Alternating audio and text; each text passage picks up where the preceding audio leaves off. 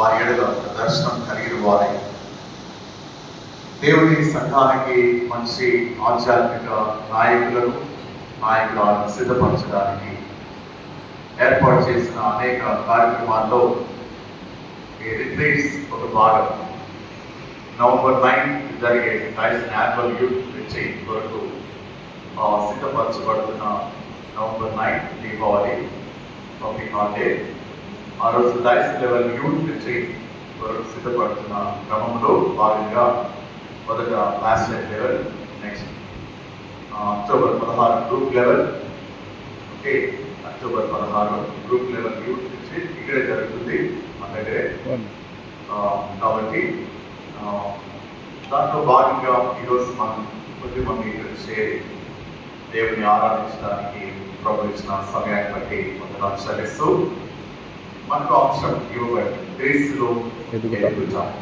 క్రీస్తులో ఎదుగుట. ఈ లోకంలో ఎదుగుట అనే పదము అభివృద్ధికి సూచన. అభివృద్ధి, డెవలప్మెంట్. ఒక స్థాయిలో నుండి మరొక స్థాయిలోనికి వెళ్ళడం. అది చదువు విషయంలో కావచ్చు, ఆస్తి విషయంలో కావచ్చు, పేదరికం నుండి ధనవంతులుగా కావచ్చు, ఉద్యోగ బాధ్యతలో ప్రమోషన్ కావచ్చు, ఎలా అయినా సరే ఎదగడము అనేది మానవుని యొక్క అభివృద్ధికి సూచనగా కనబడుతుంది. ఎదగలేకపోతే అతడు అభివృద్ధికి దూరంగా జీవిస్తున్నాం. ఈ లోక సంబంధమైన ఎదుగుదల సమాజంలో మనకి గౌరవాన్ని తీసుకొస్తుంది, పేరు ప్రతిష్ట తీసుకొస్తుంది, ఒక మంచి వ్యక్తిగా లేదా ప్రజలు గుర్తించేలా మనకి జ్ఞాపకం చేస్తుంది. అది ఇక్కడ మనకి ఇవ్వబడిన అంశం ఏంటంటే క్రీస్తులో ఎదుగుట అనే అంశం. క్రీస్తులో ఎదగాలి అంటే దానికి కొన్ని సూత్రాలు ఉంటాయి. క్రీస్తులో ఎదగడానికి ఆ సూత్రాలు మనం నిర్ణయించుకునే కావాలి. క్రీస్తులో ఎదగాలి అంటే క్రీస్తే మనకు బోధించాలి. ఆయన బోధిస్తేనే మనకు అర్థమవుతుంది. ఆయన బోధించిన మార్గంలో నడిస్తేనే మనము ఆయనలో ఎదగగలం. మనము అనుకున్నట్టు రీతిగా ఉండదు. మనకి ఇష్టమైన రీతిలో ఎదగడానికి చాలా దారులు ఉన్నాయి. మనకు ఆలోచనలు, తలంపులు కూడా ఉన్నాయి. అవి మనకి ఇష్టమైన మార్గంలో మనం ఎట్లయినా వెళ్ళొచ్చు. కానీ క్రీస్తులో ఎదగాలి అంటే దాని కొన్నింటిని మనం చేర్చుకోవాలా, కొన్నింటిని మనం తీసేయాలి.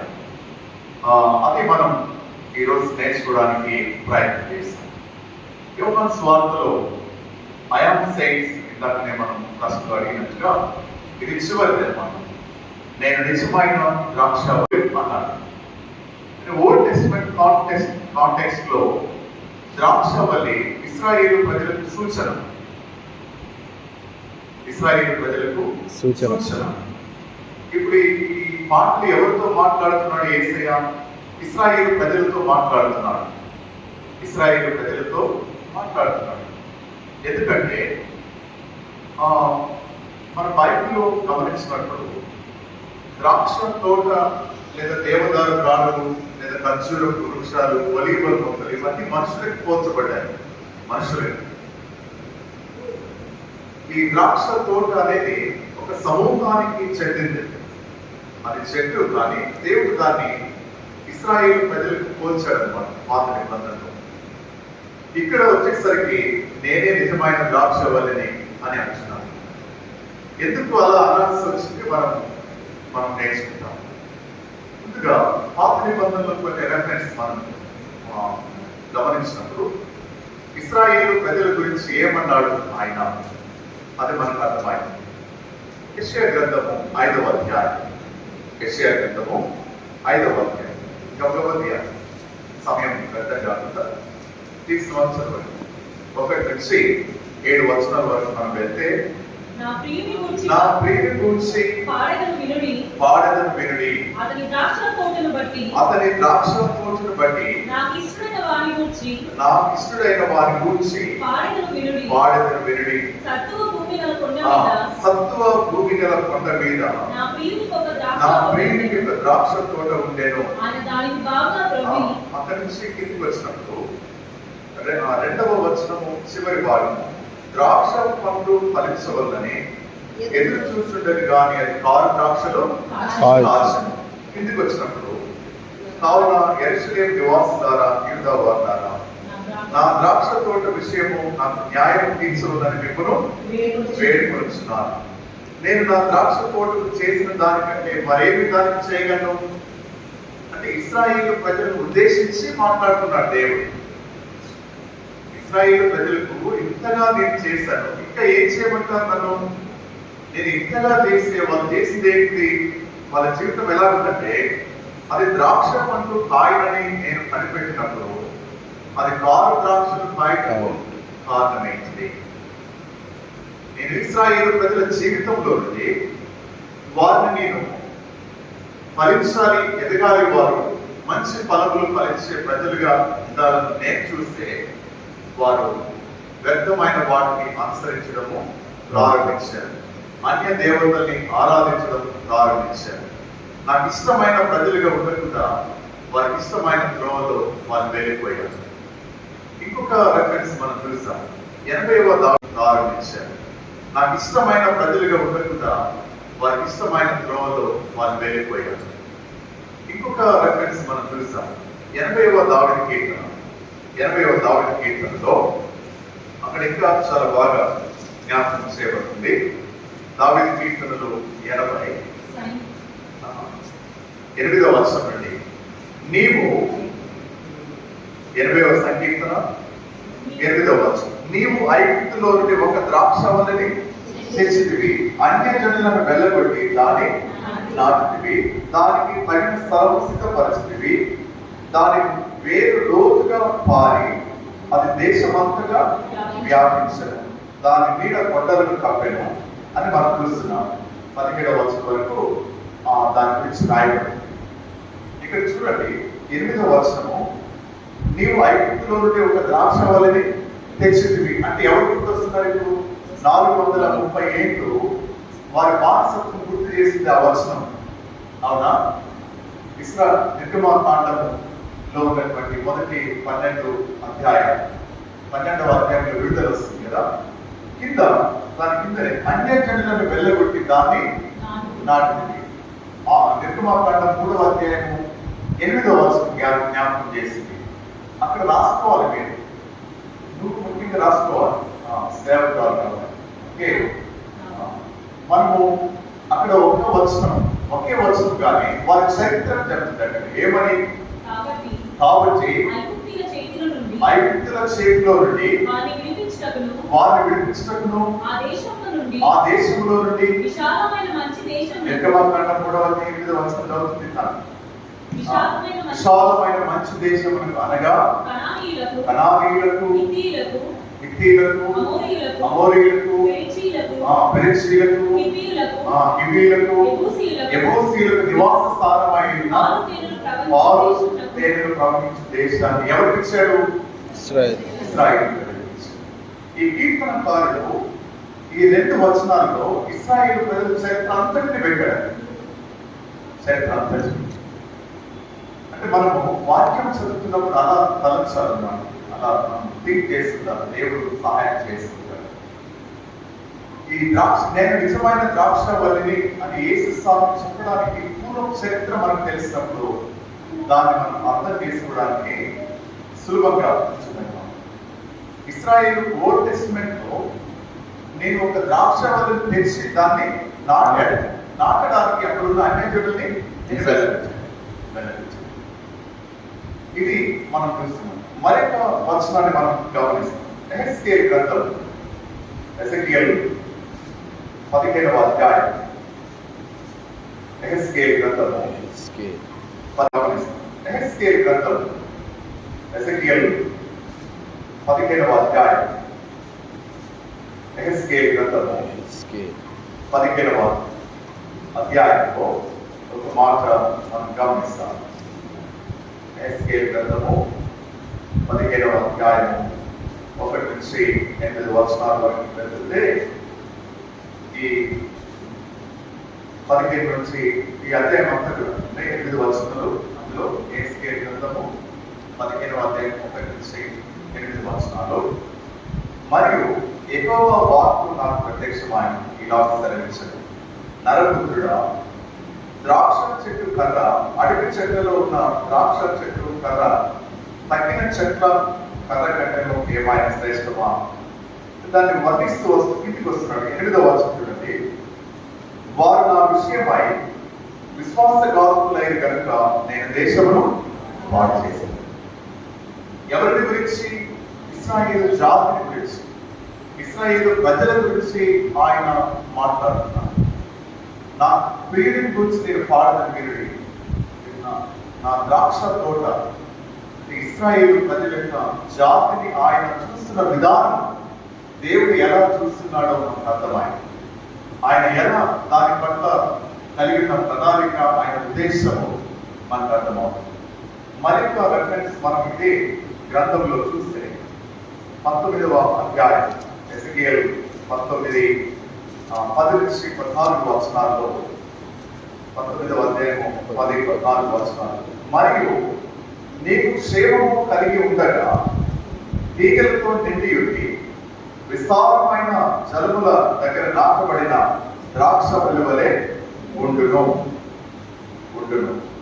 ఆ కిందికి వస్తున్నప్పుడు మనం చూసి 13-14 వచనంలో, ఇప్పుడు అది అరణ్యములో మిగిలి ఎండిపోయి నిర్జన స్థలములలో నాటబడి ఉన్నది, మరియు దాని పండ్లను దహించుచున్నది, మరియు దాని కొమ్మల చుమ్మల్లో నుండి అగ్ని బయలుదేరచ్చు దాని పండ్లను దహించున్నది కనుక రాజదండమునకు తగిన గట్టి చువ్వ ఒకటి విడవబడలేదు. ఇది ప్రలాప వాక్యము, ఇది ప్రలాపమునకు కారణమగును. అంటే ఎంత దీనస్థితికి జారిపోయింది ఇశ్రాయేలు ప్రజలు అనేది వివరిస్తున్నాడు అన్నమాట. దేవుడు చూసిన విధానం వేరు, కానీ వారి జీవితము మరొకలాగా ఉండిపోయింది. అందుకే ఈ వచనాలన్నీ కూడా ఈ గ్రంథాల్లో అలా రాయబడుతుంది. మరొకటి మనం గమనిస్తాం. ఇర్మియా గ్రంథము 2వ అధ్యాయంలో ఇలా రాయబడుతుంది. ఇర్మియా గ్రంథము 2వ అధ్యాయం 21వ వచనం. ఇర్మియా గ్రంథము 2వ అధ్యాయం. నేను వారి ద్వారా ఈ లోకానికి బయలుపరచుకోవడానికి ఒక జనాన్ని ఎన్నిక చేస్తున్నాను, కానీ వారు నాకు ఇష్టమైనటువంటి జనులుగా లేరు వారు. అందుకే నేను శ్రేష్టమైనటువంటి నిజమైన ద్రాక్ష వల్లిని, ఇప్పుడు నేనే ఇశ్రాయేలు వారు కాదు అని చెప్పడానికి ఈ మాట, ఈ ఉపమానం చెప్పాడు. నేనే నిజమైన ద్రాక్ష వల్లి. ఇంకొక మాట మనం చూస్తాం హోషేయ గ్రంథంలో ఇంకో మాట మనకు కనబడుతుంది. హోషేయ గ్రంథము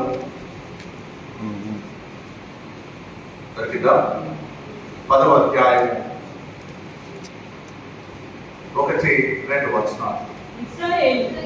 ఇక్కడ చూడండి, చాలా క్లియర్ గా ఉంది. ఇశ్రాయేలు పేజ్ నెంబర్ 749, రైట్? ఓకే. ఇశ్రాయేలు విస్తారంగా వ్యాపించిన ద్రాక్ష చెట్టుతో సమానము. వారు ఫలము ఫలించిన కొలది వారు బలిపీఠములను మరి విశేషముగా చేయించవచ్చరి. తమ భూమి ఫలవంతమైన కొలది వారు తమ దేవతా స్తంభములను మరి విశేషముగా చేసిరి.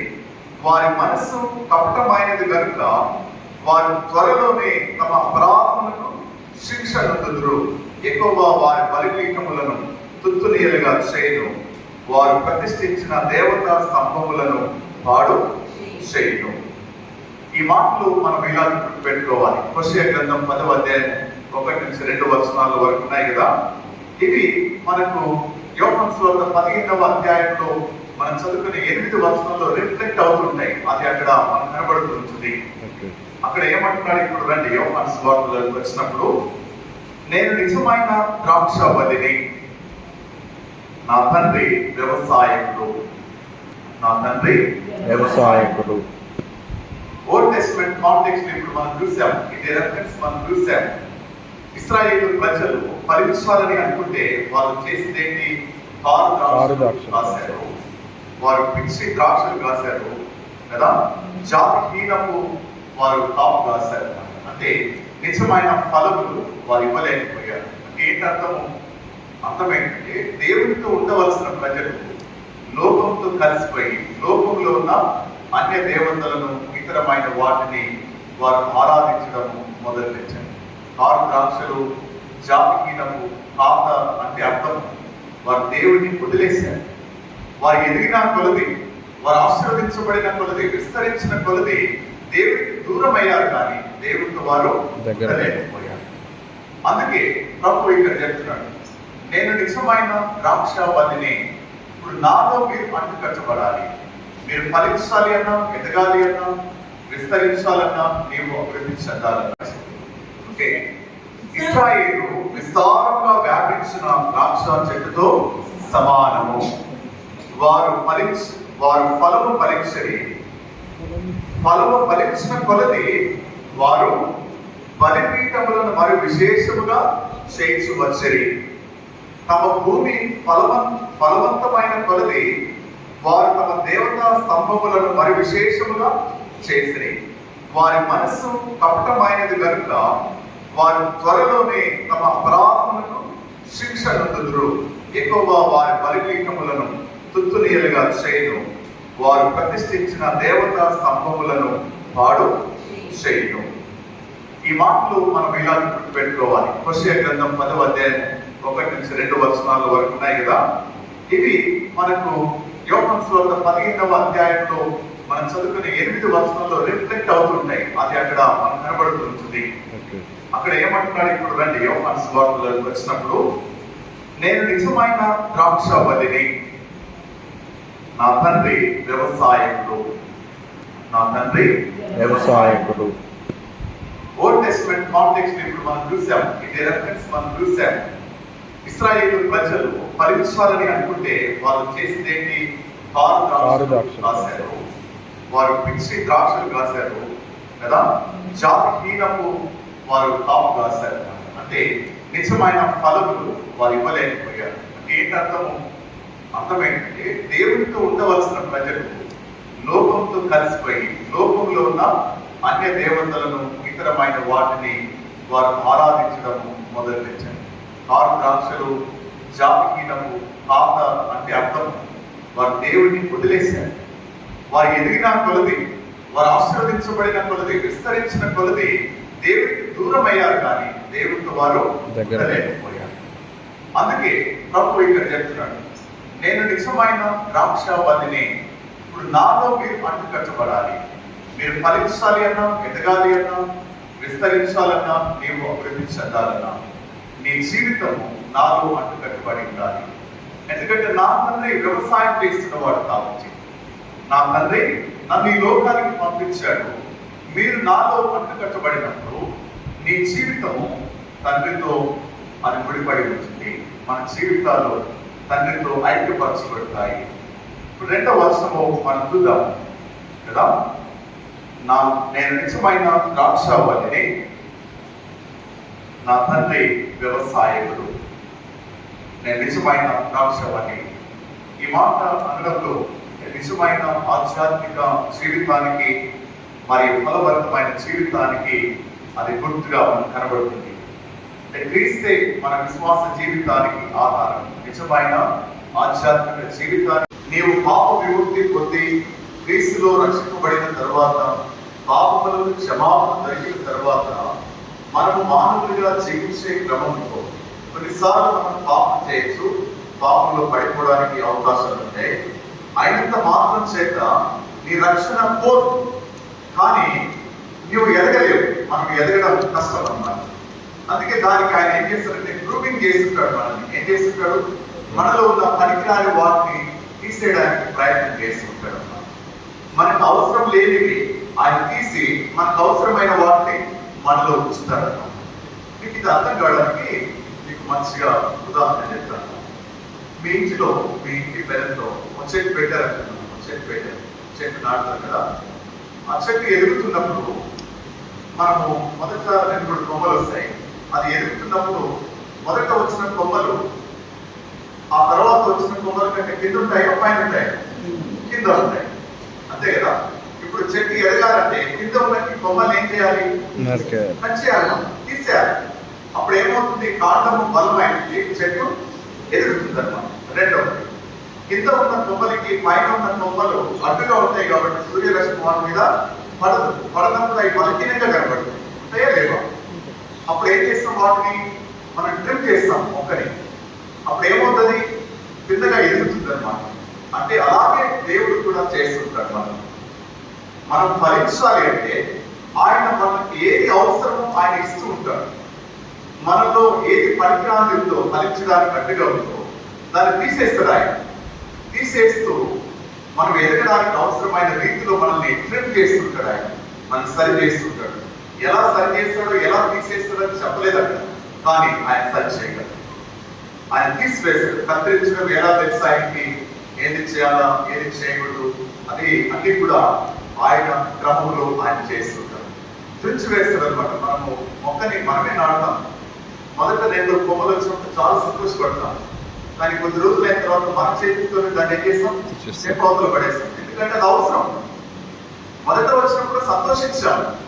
కానీ ఇప్పుడు చెట్టు ఎదగాలంటే ఈ కొమ్మలు తీసేయాలి మనమే. ఏ చేతులు నాటాయో అవే చేతులు వాటిని తీసేయాలి. అదే జరుగుతుంది ఇక్కడ. మన విశ్వాస జీవితంలో కూడా అంతే అన్నమాట. దేవుడు మనకు సరిచేసే క్రమంలో కొన్నిసార్లు అవి రకరకాలుగా వస్తాయి. ఆ వ్యక్తిని బట్టి, వారి విశ్వాస జీవితాన్ని బట్టి ఆ దేవుడు మనం ట్రిమ్ చేసే విధానం మారిపోతుంది. అందరికి ఒకే తీరుగా రావు. మనకు ఉదాహరణకి యోగు భక్తుడు ఉన్నారు కదా. ఆయన విశ్వాస జీవితానికి తట్టుకోగలడు కాబట్టి ఆయన ఆస్తి పోయినా విశ్వాసంలో నిలకడగా ఉన్నాడు. పిల్లలు పోయినా విశ్వాసంలో నిలకడగా ఉన్నాడు. భార్య వచ్చి దూషించిన ఆయన దేవుడు ఏమి అంటే దేవుడు ఇచ్చాడు. ఇది వినడానికి చాలా సులభం మనకి. కానీ మన జీవితంలో ఏం చేస్తుంటాడు? మనలో ఉన్న పనికిరాని వాటిని తీసేయడానికి ప్రయత్నం చేస్తుంటాడు. మనకు అవసరం లేనివి ఆయన తీసి మనకు అవసరమైన వాటిని మనలో ఉంచుతాడు. మీకు ఇది అర్థం కావడానికి మీకు మంచిగా ఉదాహరణ చెప్తాను. మీ ఇంటిలో, మీ ఇంటి పెరట్లో ఒక చెట్టు పెట్టారనుకున్నాను. చెట్టు నాటుతారు కదా. ఆ చెట్టు ఎదుగుతున్నప్పుడు మనము మొదట 2-3 కొమ్మలు వస్తాయి. అది ఎదుగుతున్నప్పుడు మొదట వచ్చిన కొమ్మలు ఆ తర్వాత వచ్చిన కొమ్మల కంటే కింద ఉంటాయా, పైన ఉంటాయా? కింద ఉంటాయి. అంతే కదా. ఇప్పుడు చెట్టు ఎదగాలంటే కింద ఉన్న కొమ్మలు ఏం చేయాలి? కట్ చేయాలి, తీసేయాలి. అప్పుడు ఏమవుతుంది? కాండము బలమైనది, చెట్టు ఎదుగుతుంది అన్నమాట. రెండవది, కింద ఉన్న కొమ్మలకి పైన ఉన్న కొమ్మలు అడ్డుగా ఉంటాయి కాబట్టి సూర్యరశ్మి వాటి మీద పడదు. పడనప్పుడు అవి బలహీనంగా కనబడుతుంది. ఉంటాయా లేవా? అప్పుడు ఏం చేస్తాం? వాటిని మనం ట్రిమ్ చేస్తాం మొక్కని. అప్పుడు ఏమవుతుంది? కిందగా ఎదుగుతుంది అన్నమాట. అంటే అలాగే దేవుడు కూడా చేస్తుంటాడు. మనం ఫలించాలి అంటే ఆయన మనకి ఏది అవసరమో ఆయన ఇస్తూ ఉంటాడు. మనలో ఏది పనికిరాని ఉందో, ఫలించడానికి అడ్డుగా ఉందో దాన్ని తీసేస్తాడు ఆయన. తీసేస్తూ మనం ఎదగడానికి అవసరమైన రీతిలో మనల్ని ట్రిమ్ చేస్తుంటాడు ఆయన. మనం సరి చేస్తుంటాడు. ఎలా సరి చేస్తాడో, ఎలా తీసేస్తాడో చెప్పలేదట, కానీ ఆయన సరి చేయగలడు. ఆయన తీసివేస్తాడు. కత్తిరించడం ఎలా తెలుసు ఆయనకి? ఏది చేయాలా, ఏది చేయకూడదు, అది అన్ని కూడా ఆయన క్రమంలో ఆయన చేస్తుంటాడు. తుంచి వేస్తాడు అనమాట. మనము మొక్కని మనమే నాటుతాం. మొదట 2 కొమ్మలు వచ్చినప్పుడు చాలా సంతోషపడతాం. కానీ కొద్ది రోజులు అయిన తర్వాత మన చేతితో దాన్ని ఏం చేస్తాం? చేపవతలు పడేస్తాం. ఎందుకంటే అది అవసరం. మొదట వచ్చినప్పుడు సంతోషించాం. కానీ ఇప్పుడు చెట్టు ఎదగాలంటే ఈ కొమ్మలు తీసేయాలి మనమే. ఏ చేతులు నాటాయో అవే చేతులు వాటిని తీసేయాలి. అదే జరుగుతుంది ఇక్కడ. మన విశ్వాస జీవితంలో కూడా అంతే అన్నమాట. దేవుడు మనకు సరిచేసే క్రమంలో కొన్నిసార్లు అవి రకరకాలుగా వస్తాయి. ఆ వ్యక్తిని బట్టి, వారి విశ్వాస జీవితాన్ని బట్టి ఆ దేవుడు మనం ట్రిమ్ చేసే విధానం మారిపోతుంది. అందరికి ఒకే తీరుగా రావు. మనకు ఉదాహరణకి యోగు భక్తుడు ఉన్నారు కదా. ఆయన విశ్వాస జీవితానికి తట్టుకోగలడు కాబట్టి ఆయన ఆస్తి పోయినా విశ్వాసంలో నిలకడగా ఉన్నాడు. పిల్లలు పోయినా విశ్వాసంలో నిలకడగా ఉన్నాడు. భార్య వచ్చి దూషించిన ఆయన దేవుడు ఏమి అంటే దేవుడు ఇచ్చాడు. ఇది వినడానికి చాలా సులభం మనకి. కానీ మన జీవితంలో వచ్చేసరికి మనము చాలా కష్టమైంది. అందుకే దేవుడు మనకు కొన్ని నేర్పిస్తుంటాడు. కొన్నింటిని మన జీవితంలో బాధ వచ్చిందనుకోండి, ఈ శ్రమ ఎందుకు వచ్చింది నాకు అని మనం ఆలోచన చేయము. కానీ ఆ శ్రమనే తలచి మనం బాధపడుతుంటాం. దేవుడి యొక్క చిత్తం మనకి అర్థం కాదు. కీర్తనకారుడు కీర్తనలు ఏమంటారంటే, శ్రమ నుండి ఎందుకు నాకు మేలాయను. శ్రమ నుండి ఉండుట నాకు మేలాయను. అంటే ఈ కొమ్మలు తీసేయాలి. మనమే ఏ చేతులు నాటాయో అవే చేతులు వాటిని తీసేయాలి. అదే జరుగుతుంది ఇక్కడ మన విశ్వాస జీవితంలో కూడా అంతే అన్నమాట. దేవుడు మనకు సరిచేసే క్రమంలో కొన్నిసార్లు అవి రకరకాలుగా వస్తాయి. ఆ వ్యక్తిని బట్టి, వారి విశ్వాస జీవితాన్ని బట్టి ఆ దేవుడు మనల్ని ట్రిప్ చేసే విధానం మారిపోతుంది. అందరికి ఒకే తీరుగా రావు. మనకు ఉదాహరణకి యోగు భక్తుడు ఉన్నారు కదా, ఆయన విశ్వాస జీవితానికి తట్టుకోగలడు కాబట్టి ఆయన ఆస్తి పోయినా విశ్వాసంలో నిలకడగా ఉన్నాడు, పిల్లలు పోయినా విశ్వాసంలో నిలకడగా ఉన్నాడు. భార్య వచ్చి దూషించిన ఆయన దేవుడిని ఏమి అంటే దేవుడు ఇచ్చాడు. ఇది వినడానికి చాలా సులభం మనకి, కానీ మన జీవితంలో వచ్చేసరికి మనము చాలా కష్టమైంది. అందుకే దేవుడు మనకు కొన్ని నేర్పిస్తుంటాడు. కొన్నింటిని మన జీవితంలో బాధ వచ్చిందనుకోండి, ఈ శ్రమ ఎందుకు వచ్చింది నాకు అని మనం ఆలోచన చేయము, కానీ ఆ శ్రమనే తలచి మనం బాధపడుతుంటాం. దేవుడి యొక్క చిత్తం మనకి అర్థం కాదు. కీర్తనకారుడు కీర్తనలు ఏమంటారంటే, శ్రమ నుండి ఉండుట నాకు మేలాయను. శ్రమ నుండి ఉండుట నాకు మేలాయను. మేలాయను. దేనికి శ్రమ ఎందుకంటారంటే, నేను నీ కట్టడ నేర్చుకున్నట్టు నా జీవితంలో శ్రమ రావడం నాకు మేలైంది. ఒక శ్రమ మన జీవితంలో వచ్చింది. అది ఏ రకమైన శ్రమ అయినా కావచ్చు. అది మనల్ని నిందించబడ్డం కావచ్చు, అవమానపరచబడ్డం కావచ్చు, ఆర్థిక ఇబ్బందులు కావచ్చు, మన వాళ్ళని దూషించడం కావచ్చు, మన వాళ్ళని లెక్క చేయకపోవడం కావచ్చు, శారీరక బలహీనత కావచ్చు, ఏదైనా కాదు. ఏ శ్రమ అయినా సరే అది దేవుడు మనల్ని ట్యూన్ చేస్తున్నాడని మనం అర్థం చేసుకోవాలి, మనం గ్రహించాలి. అప్పుడు మనం క్రీస్తులో ఎదగగలం. రెండవది, పౌలు భక్తుని జీవితంలో ఒక మాట మనం చూస్తాం. 2వ కొరింథీ పత్రిక పౌలు కొరింథీయులకు రాసినటువంటి 2వ పత్రికలో ఒక మాట మనకు కనబడుతుంది. కొరింథీయులకు రాసిన పత్రిక మనం గమనించినప్పుడు అక్కడ కనబడుతుంది. 12వ అధ్యాయం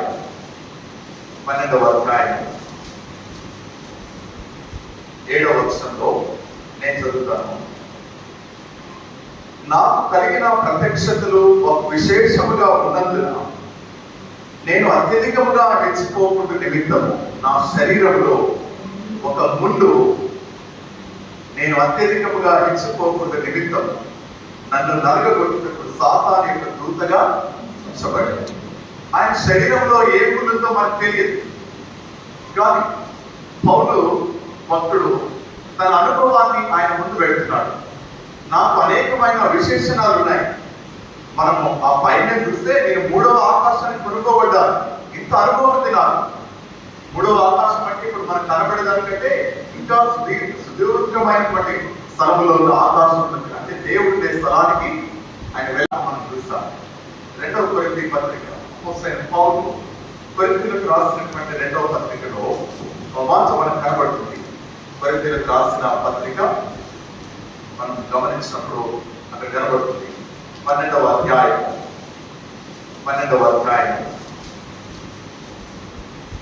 7వ వచనంలో నేను చదువుతాను.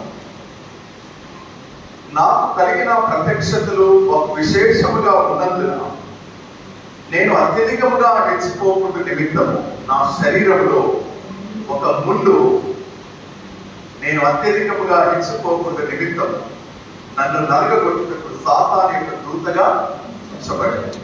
ఆయన శరీరంలో ఏ ముందుతో మనకు తెలియదు, కానీ పౌలు భక్తుడు తన అనుభవాన్ని ఆయన ముందు పెడుతున్నాడు. నాకు అనేకమైన విశేషణాలు ఉన్నాయి. మనము ఆ పైన చూస్తే నేను 3వ ఆకాశానికి కొనుక్కోబడ్డాను. ఇంత అనుభవం ఉంది నాకు. 3వ ఆకాశం అంటే ఇప్పుడు మనకు కనబడేదానికంటే ఇంకా సుదీర్ఘమైనటువంటి స్థలంలో ఉన్న ఆకాశం ఉంటుంది. అంటే దేవుడి స్థలానికి ఆయన వెళ్ళగలిగిన అనుభవం ఉంది. కానీ భూమి మీద ఆయన శరీరంలో ఒక బలహీనత ఉంది. ఆ బలహీనతలో అది నాకు ఎందుకు దేవుడు పెట్టాడు అంటే అది సాతానుకు దూతగా నాలో ఉంచబడింది. అలాగని ఆయన పిండిపోయాడా? లేదు. అలాగని ఆయన దేవుడికి దూరం అయ్యాడా? లేదు. ఆయన అర్థం చేసుకున్నాడు. ప్రభు దగ్గర ప్రార్థించాడు. ప్రభువా, ఎందుకు నాకు ఈ శరీరంలో నా శరీరంలో ఈ బలహీనత నీవు ఉంచావు అంటే అది ప్రభు చెప్పిన మాట అక్కడ ఏముంది? అది నా ఎదుటి తొలగిపోవాలని నేను ముమ్మారు ప్రభుని వేడుకొచ్చినాయి. ప్రభు అన్న మాట, నా కృప నీకు చాలు. అంతే, నా కృప నీకు చాలు. అంటే మన శ్రమలో దేవుని కృపని ఆనుకొని బ్రతకడం దేవుడు మనం చేస్తున్న ఒక మన వ్యక్తిత్వాన్ని రూపుదిద్దుతున్న విధానం. అది ఎలాంటి సమస్య అయినా, ఎలాంటిదైనా సరే, మన జీవితంలో పరిచర్యలో నేను సేవకుడిగా, అది ఎలాంటిదైనా సరే, మనం ఊహించినటువంటి మనకు వస్తున్నప్పుడు మన దేవుని కృపపై ఆధారపడి బ్రతకడం దేవుడు మనకు నేర్పిస్తుంది. గురించి ఆయన అనుమతించి, ఆయన అనుమతి లేకుంటే ఏది రాదు మనకి. కొన్నిసార్లు ఆయన అనుమతించాడు అంటే అందులో ఆయన మనం సరి చేస్తున్నాడని మనం అర్థం చేసుకోవాలి. తీసి పారువేయు ఎందుకు? ఫలించడానికి, మనని ఫలించడానికి. అవన్నీ కూడా విశ్వాసంలో, భక్తిలో, యథార్థతలో, దేవుని కృపలో మనం ఫలించడానికి దేవుడు మనల్ని ట్యూన్ చేసి ఉంటాడు. ఆయన మన వ్యక్తిత్వాన్ని, ఆధ్యాత్మిక జీవితాన్ని ఆయన బలపరుస్తూ వస్తున్నాడు. 3వ వచనం అనుకుందాం. యోహాను సువార్త 3, 4, 5, 6 వచనాలు యేసుక్రీస్తు ప్రభువారు చెప్తున్నాడు. అంటే మీరు నాలో ఉన్నారు కాబట్టి మీరు ఇప్పుడు ఏమయ్యారు? పవిత్రులయ్యారు. మీరు పవిత్రులైనట్టు నేనేం చేస్తున్నాను? మిమ్మల్ని ఫలించేలా మీకు అవసరమైన వాటిని నేను మీకు ఇస్తూ, అవసరం లేని వాటిని నేను తీసేస్తూ, మిమ్మల్ని పరిశుద్ధతలోనికి, పవిత్రతలోనికి నేను తీసుకొని వస్తున్నాను. 4వ వచనంలో మనం గమనించినప్పుడు నిలిచి ఉండుడి, నా యందు నిలిచి ఉండుడి. 1 నుంచి 10 వచనాలు, 1 నుంచి 10 వచనాలు నిలిచి ఉండుడి అనే పదం 10 సార్లు వస్తుంది. ఎన్నిసార్లు? 10 టైమ్స్ వస్తుంది. నిలిచి ఉండుడి, నిలిచి ఉండుడి. క్రీస్తులో నిలిచి ఉండుట అంటే ఏంటి అర్థము? క్రీస్తులో నిలిచి ఉండుట అంటే మనము నిలిచి ఉండదగిన స్థలం ఒకటి క్రీస్తు. యేసుక్రీస్తు ప్రభువులో మనము మన జీవితాన్ని మనం స్థిరపరచుకోవాలి. హల్లెలూయా. మత్తయి సువార్త 7వ అధ్యాయం 24వ వచనంలో మాట్లాడుతుంది ఇప్పుడు. కాబట్టి ఈ నా మాటలు విని వాటి చొప్పున చేయి ప్రతివాడు బండ మీద తన ఇల్లు కట్టుకొనిన బుద్ధిమంతుని పోలి ఉంది. కాబట్టి ఈ నా మాటలు విని వాటి చొప్పున చేయి ప్రతివాడు బండ మీద తన ఇల్లు కట్టుకొనిన బుద్ధిమంతుని పోలి ఉంది. అంటే దేవుని మాట మన జీవితానికి ఏమిస్తుంది? నిలకడైన జీవితాన్ని ఇస్తుంది, ఒక స్థిరమైనటువంటి జీవితాన్ని ఇస్తుంది. మన జీవితానికి ఒక స్పష్టమైన ఉద్దేశాన్ని తీసుకొస్తుంది. మనం ఎలా నడవాలో మనకు నేర్పిస్తుంది. అందుకే దావీదు ఏమంటాడంటే, నీ మాట మిగిలి స్వచ్ఛమైనది అంటాడు. స్వచ్ఛమైనది దేవుని మాట మన జీవితంలో, మన హృదయంలో అది ఉండినప్పుడు మనం ఎలా ఉండాలో అది మనం నేర్పిస్తుంది. మనం చూస్తాం కింద వచ్చినప్పుడు, ఇంటికి వస్తే తీగే ద్రాక్ష వల్లిలో నిలిచింటేనే కానీ తనంతకు కానీ ఎలాగూ ఫలింపదు, అలాగే నా యందు నిలిచింటేనే కానీ మీరు ఫలించరు. ఫలము అంటే ఇందాక ప్రశ్న అడిగాను కదా మిమ్మల్ని, నా పిల్లలు సత్యమును అనుసరించి నడుచుతున్నారని దానికంటే మించిన సంతోషం ఇంకోటి లేదు. ఫలం అంటే అది సత్యమును గురించిన అనుభవం, క్రీస్తుని గురించిన అనుభవం, జ్ఞానం, ఫలం, ఈ ఉద్దేశం. మనం క్రీస్తులో నిలిచి ఉన్నాము అన్నదానికి గుర్తు అన్నమాట. ఇక్కడ ఒక సంగతి జ్ఞాపకం చేసి, ఒక వ్యక్తి మారు మనసు పొందాడు అన్నదానికి గుర్తు ఏంటంటే కొన్ని కనబడతాయి. మనకు ఒకటి మాట, మనం మాట్లాడే విధానం, మన ఆలోచన, మన నడవడిక, మన ప్రవర్తన, మనం చేసే పనులు. ఈ అవుట్కమ్ ఎక్కడ ఉందో ఆ వ్యక్తి దేవుడికి దగ్గరగా ఉన్నాడని తెలిసిందన్నమాట. ఒక వ్యక్తి పారిపోను, అవి పారిపోను అంటే దీని అర్థం ఏంటంటే ఒక విశ్వాసి తన విశ్వాస జీవితాన్ని కట్టుకోవడానికి యేసు దగ్గరికి రావాలి అని అర్థం. యేసు దగ్గరికి ఆ భయం కలిగి ఉండాలని చెప్తున్నాడు అనమాట యేసు. ఇక్కడ నేను మొదటినే చెప్పాను, నీవు రక్షింపబడ్డావు, ఓకే, నీవు పాప విమోచన పొందావు, ఓకే, అది పోదు. కానీ ఇక పోదని మనం ఇష్టం మనుషులుగా జీవించడానికి లేదని చెప్పే మాట ఇదన్నమాట. ఆ ఆధ్యాత్మిక భయం, దైవిక భయం కలిగి క్రీస్తులో మనము ఎల్లప్పుడూ అంటుకట్టబడి ఒకవేళ మనం దేవుడికి దూరంగా జీవించినట్లయితే మనము మత్తయి సువార్త 3వ అధ్యాయం 10వ వచనం ఉంటుంది కదా, ఆయన అగ్ని చేత కాల్చి అన్ని బయట పారవేయబడిన అక్కడ ఉంటుంది. అది జ్ఞాపకం ఉండాలని చెప్తున్నాడు. ఇంకొక మాట మనం జ్ఞాపకం చేస్తున్న ఈ సమయంలో పేతురు రాసిన 2వ పత్రిక 1వ అధ్యాయం 10వ వచనంలో ఒక మాట ఉంది.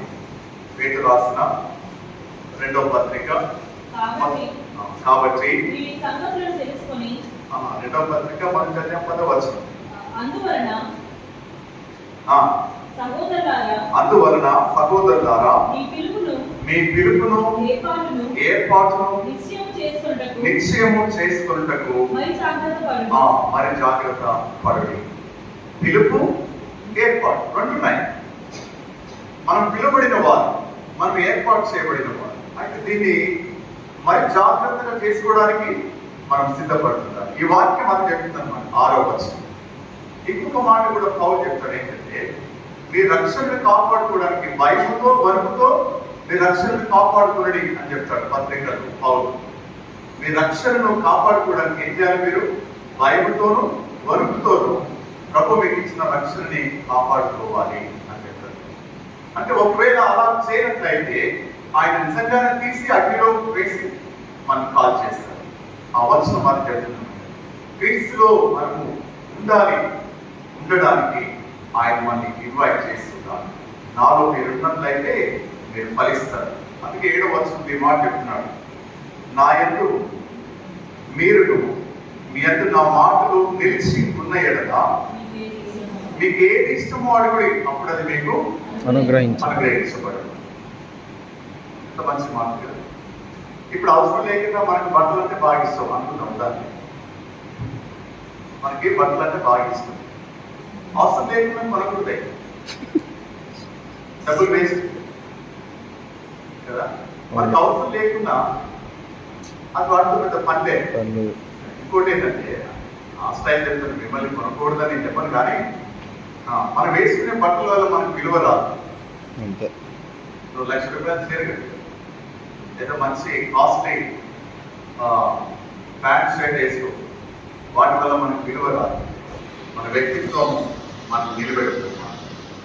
మన వ్యక్తిత్వం అలాగనే బట్టలు వేసుకోకూడదని చెప్పను, బట్ అనవసరమైన వాటి మీద మనం డబ్బుని స్పెండ్ చేయడానికి లేదన్నమాట. మనం అర్థమైంది కదా. చాలా మంది అది చేస్తుంటారు ప్రజలు. వాడు కోరుకునవలసిన మార్గంలో ఆయన వారికి బోధించు. అది నీ కెరీర్ కావచ్చు, ఈ ఫ్యూచర్ కావచ్చు, వాట్ ఎవర్, నీకు ఏదైనా సరే, నీ జీవితమైన నీవు ఎట్లా అయినా సరే, నీవు కోరుకునే మార్గం అది దేవుడి చిత్తములో ఉన్నప్పుడు దేవుడే నీకు బోధిస్తాడు. ఇటు వెళ్ళు, అటు వెళ్ళు, అది చేయి, ఇది చేయి, ఇది చేయకూడదని ఆయన బోధిస్తాడు. అది చెప్తున్నాడు ఇక్కడ, నా యందు మీరు మీ యందు నా మాటలు తెలిసి లేదా నీకు ఏది ఇష్టమో అడిగి అప్పుడు అది మీకు అనుగ్రహించబడదు.